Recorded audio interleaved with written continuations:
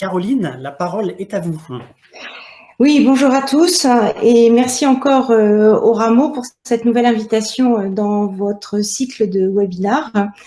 Effectivement, par rapport à cette question sur les modèles socio-économiques, numérique intervient dans le domaine du numérique et nous intervenons. L'enjeu que nous adressons est lié aux données.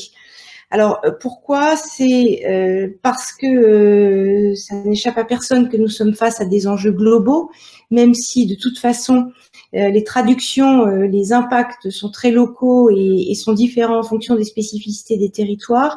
Il n'en demeure pas moins que les défis qui sont devant nous sont systémiques, que nous sommes tous interdépendants face à des défis complexes.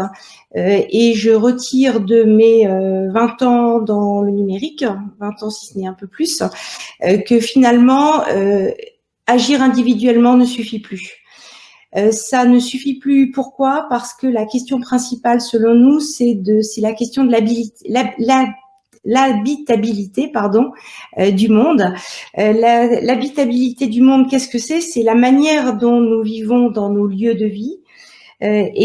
Finalement, ça recouvre toutes nos interactions entre nous, mais aussi avec notre environnement naturel et notre environnement matériel.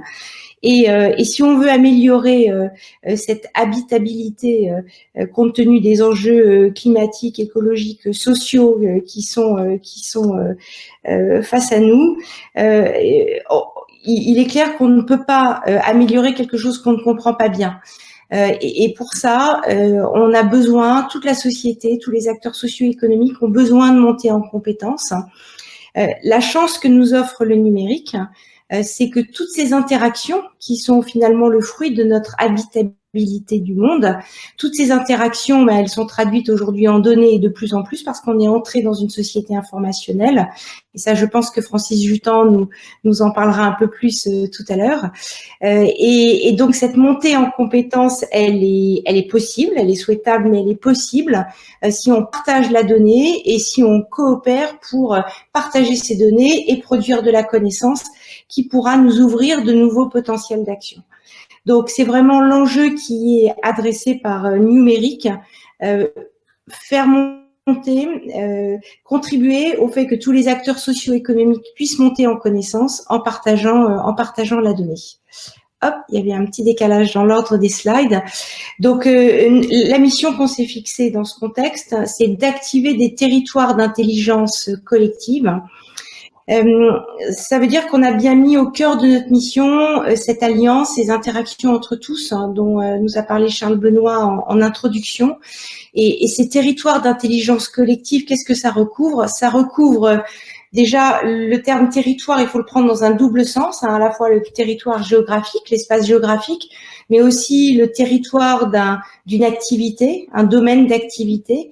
Et derrière ce terme d'intelligence collective, il y a le fait qu'une communauté d'intérêt va se donner une mission, une ambition commune, et qu'elle va décider de partager de la donnée pour produire une connaissance qui va lui servir à adresser cette ambition commune.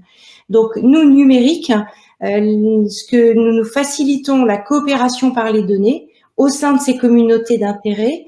Et pour cela, on va délivrer des méthodes et des outils pour le co-design, la coproduction et la co-gouvernance de communs numériques de données.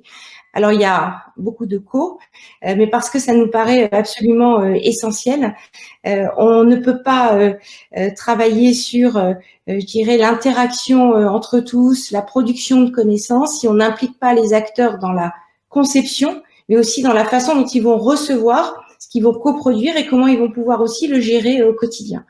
Donc concrètement, on va nous délivrer des modèles opérationnels de gouvernance de communs numériques, des modèles de création de valeur économique et sociétale en réseau, parce que bien évidemment, à partir du moment où on est dans la co-construction, coproduction, ça veut dire qu'il faut qu'on ait un autre regard sur la valeur. Cette valeur, elle est à la fois économique et sociétale, mais elle doit être créée ensemble. Ça ne veut pas dire que c'est un gâteau qu'il faut partager, même si j'aime pas l'image du gâteau, mais un gâteau qu'il faut partager en plus de parts. Mais c'est comment ensemble on peut faire on peut augmenter ce potentiel de création de valeur économique et sociétale, et comment ensuite on peut se le partager avec un principe de réciprocité qui recouvre, je dirais, à la fois en amont une comptabilisation des contributions des uns et des autres pour qu'elles ne soient pas déséquilibrées, et une traçabilité de la valeur pour que cette valeur soit véritablement bien partagée. Alors, c'est vrai que dans un deuxième temps, il va falloir travailler sur l'interconnexion de ces communs, sur l'articulation globale entre le micro, le mezzo et le macro. Et c'est là où je rejoins complètement Charles Benoît quand il dit qu'un de nos défis, c'est comment on consolide et on articule tout ça, en fait. Voilà. Et nous, très concrètement, dans notre activité, ça va être un de nos prochains sujets. Alors, pour répondre à votre question sur la spécificité de notre modèle socio-économique, déjà, on a un socle qui est que nous sommes une SIC, une société coopérative. C'est un choix qu'on a fait. Moi, j'ai été une start-upeuse il y a quelques années avec un modèle de start-up très classique. J'en ai tiré un certain nombre d'enseignements, et donc j'ai fait ce choix de passer en société coopérative avec une lucrativité limitée et une gouvernance partagée.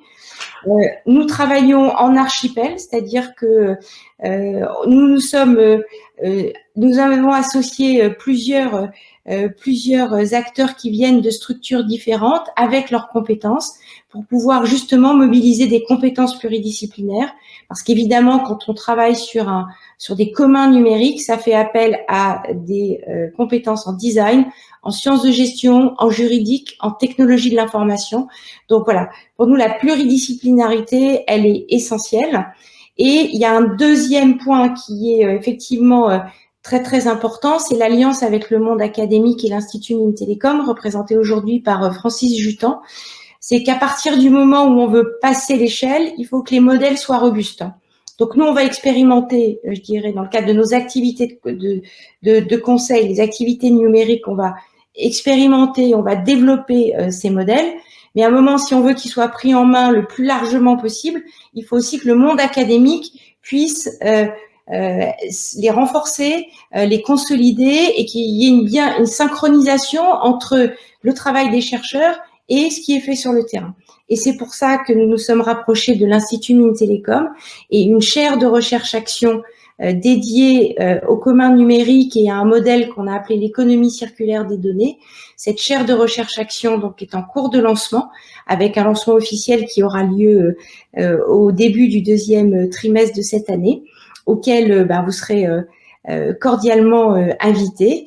Et donc, on va allier recherche académique et expérimentation de terrain dans le cadre de cette chaire de recherche-action créée par l'Institut Mines Télécom en association avec Numérique. Pour conclure, je dirais que notre modèle économique, c'est un modèle économique, je dirais, de conseil, de fourniture d'outils. Bien évidemment, comme toute jeune société, on a eu besoin de soutien. Parce que l'entrepreneuriat ne doit pas être réservé uniquement à ceux qui disposent de fonds personnels, et c'est là où le fonds EDD 17 nous a aidé à démarrer et à impulser notre activité. Voilà ce que je voulais dire. Donc on est, je pense, complètement dans le DD 17 puisqu'on a mis les interactions et les alliances au cœur de notre activité, et on se l'est appliqué aussi à nous-mêmes, je dirais, dans notre fonctionnement interne.